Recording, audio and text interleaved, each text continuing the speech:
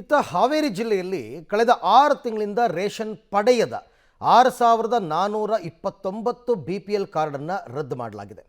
ಈಗ BPL card ರದ್ದಾದ ಕುಟುಂಬದ ಸದಸ್ಯರು ಕಂಗಾಲಾಗಿದ್ದಾರೆ. ಹಾವೇರಿ ತಾಲೂಕಿನ ದೇವಿಹೊಸೂರು ಗ್ರಾಮದ ಬಡ ಕುಟುಂಬ ಪರದಾಡ್ತಾ ಇದ್ದಾರೆ.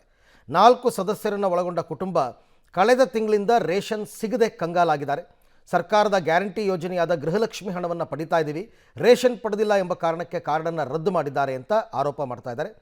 ಈ ಕುರಿತಂತೆ ನಮ್ಮ ಪ್ರತಿನಿಧಿ ಫಕೀರಯ್ಯ ಕೆಲವರನ್ನ ಮಾತನಾಡಿಸಿದ್ದಾರೆ, ನೋಡೋಣ. ಈಗ BPL ಕಾರ್ಡ್ಗಳು APL ಕಾರ್ಡ್ ಆಗಿ ಕನ್ವರ್ಟ್ ಆಗ್ತಿವೆ ಅನ್ನೋ ಸುದ್ದಿ ಬಹಳಷ್ಟು ಹರಡ್ತಾ ಇದ್ವಿ. ಹಾವೇರಿ ಜಿಲ್ಲೆಯಲ್ಲಿ ಇದೊಂದು ಡಿಫ್ರೆಂಟ್ ಆಗಿರುವಂತಹ ಸುದ್ದಿನ ಅಂತಲೇ ಹೇಳ್ಬೋದು. ಹಾವೇರಿ ಜಿಲ್ಲೆಯಲ್ಲಿ ಈಗಾಗಲೇ ಪಡಿತರ ಇಲಾಖೆ ಅಂದರೆ ಏನು 6000ಕ್ಕೂ ಅಧಿಕ ಕಾರ್ಡ್ಗಳನ್ನು ರದ್ದತಿ ಮಾಡಿರುವಂಥದ್ದು. ಅಂದರೆ 6 ತಿಂಗಳಿಂದ ಅವರು ರೇಷನನ್ನು ಪಡೆದಿಲ್ಲ. ಅದೇ ಕಾರಣ ಇಟ್ಕೊಂಡು 6000ಕ್ಕೂ ಅಧಿಕ ಕಾರ್ಡ್ಗಳನ್ನು ಆಹಾರ ಮತ್ತು ಸರಬರಾಜು ಇಲಾಖೆ ರದ್ದು ಮಾಡಿರುವಂಥದ್ದು. ಇದು ನಾನು ಮುಂಭಾಗದಲ್ಲಿ ತೋರಿಸ್ತೇನೆ. ಈಗ ನಾನು ಹಾವೇರಿ ತಾಲೂಕಿನ ದೇವಸೂರು ಗ್ರಾಮದಲ್ಲಿದ್ದೇನೆ. ಇವರ ಕಾರ್ಡು ರದ್ದಾಗಿರುವಂಥದ್ದು. ಕೂಲಿ ಮಾಡಿ ಜೀವನ ಮಾಡ್ಕೊಂಡಿರುವಂತಹ ಕುಟುಂಬ. ಆದರೆ 2 ತಿಂಗಳಿಂದ ಇವರ ರೇಷನ್ ಕಾರ್ಡ್ ರದ್ದಾಗಿರುವಂಥದ್ದು.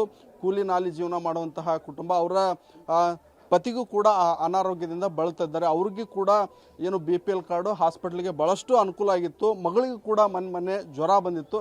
ಹಾಸ್ಪಿಟ್ಲಿಗೆ BPL ಕಾರ್ಡನ್ನು ಒಯ್ದರೆ ಅವರಿಗೆ ಯಾವುದೇ ಚಿಕಿತ್ಸೆ, ಬೇರೆ ಬೇರೆ ಎಕ್ಸ್ರೇ ಆಗಿರ್ಬೋದು, ಬೇರೆ ಬೇರೆ ಏನೋ ಸೌಲಭ್ಯಗಳು ಕೂಡ ಉಚಿತವಾಗಿ ಸಿಗುತ್ತೆ. ಆದರೆ ಈಗ 2 ತಿಂಗಳಿಂದ ಇವರಿಗೆ ಯಾವುದೇ ಸೌಲಭ್ಯ ಇಲ್ಲ. ಹೀಗಾಗಿ ನಾನು ದೃಶ್ಯದಲ್ಲಿ ತೋರಿಸ್ತೇನೆ ನಿಮಗೆ. ಏನೋ ಅವರ ರೇಷನ್ ಕಾರ್ಡ್ 2012ರಲ್ಲಿ ರೇಷನ್ ಕಾರ್ಡ್ ವಿತರಣೆಯನ್ನು ಮಾಡಲಾಗಿದೆ. ಆದರೆ ಇವರು 2 ತಿಂಗಳಿಂದ ಏನು ರೇಷನನ್ನು ತೆಗೆದುಕೊಂಡಿಲ್ಲ ಅನ್ನೋ ಒಂದೇ ಕಾರಣಕ್ಕಾಗಿ ರೇಷನ್ ಕಾರ್ಡನ್ನು ರದ್ದು ಮಾಡಿರುವಂಥದ್ದು ಹಿನ್ನೆಲೆಯಲ್ಲಿ ಕಳೆದ 2 ತಿಂಗಳಿಂದ ಕೂಡ ಪಡಿತರ ರೇಷನ್ ಕೂಡ ಸಿಕ್ಕಿಲ್ಲ. ಆಮೇಲೆ ತದನಂತರ ರೇಷನ್ ಕಾರ್ಡನ್ನು ಇವರು ಹೋಗಿ ತೆಗಲಿಕ್ಕೆ ಹೋದಾಗ ಪ್ರತಿ ತಿಂಗಳು ಕೂಡ ಇವರು ರೇಷನ್ನ ತೆಗೆದುಕೊಂಡಂತಹ ದಾಖಲಾತಿ ಕೂಡ ಇಲ್ಲಿ ಲಭ್ಯವಾಗಿರುವಂಥದ್ದು. ಅಂದರೆ ಯಾವುದೇ ತಿಂಗಳು ಕೂಡ ಇವರು ಮಿಸ್ ಮಾಡದೆ ರೇಷನನ್ನು ಪಡೆದರೂ ಕೂಡ ರೇಷನ್ ಏನು ಪಡಿತರ ಚೀಟಿ ರದ್ದಾಗಿರುವಂಥದ್ದು. ನಮ್ಮ ಜೊತೆಗೆ ಅವರೇ ಇದ್ದಾರೆ, ಅವ್ರನ್ನ ಮಾತಾಡ್ಸೋಣ. ಅಮ್ಮ, ಯಾವ ಕಾರಣಕ್ಕೆ ರೇಷನ್ ಕಾರ್ಡ್ ರದ್ದು ಮಾಡಿದ್ದಾನೆ, ಏನಂತ ಹೇಳಿದ್ದಾರೆ ನಿಮಗೆ?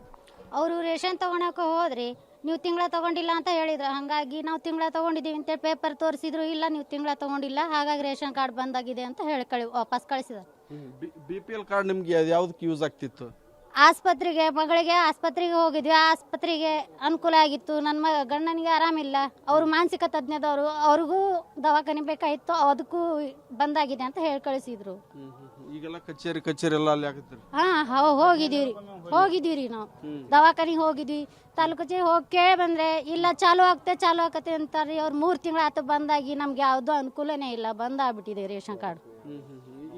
ಏನೇನು ಸೌಲಭ್ಯ ಬರ್ತಿತ್ತಮ್ಮ ನಿಮ್ಗೆ? ನಮ್ಗೆ ರೇಷನಿಂದ ದುಡ್ಡು ರೇಷನ್ ಬರುತ್ತಿತ್ತು, ಗೃಹಲಕ್ಷ್ಮಿ ದುಡ್ಡು ಬರುತ್ತಿತ್ತು, ಎಲ್ಲ ಅನುಕೂಲ ಇತ್ತು. ಈಗೆಲ್ಲ ಬಂದಾಗ್ಬಿಟ್ಟಿದೆ ರೀ. ಈಗ ರೇಷನ್ ಕಾರ್ಡಿಂದ ಎಲ್ಲ ದುಡ್ಡು ಬಂದಿದೆ.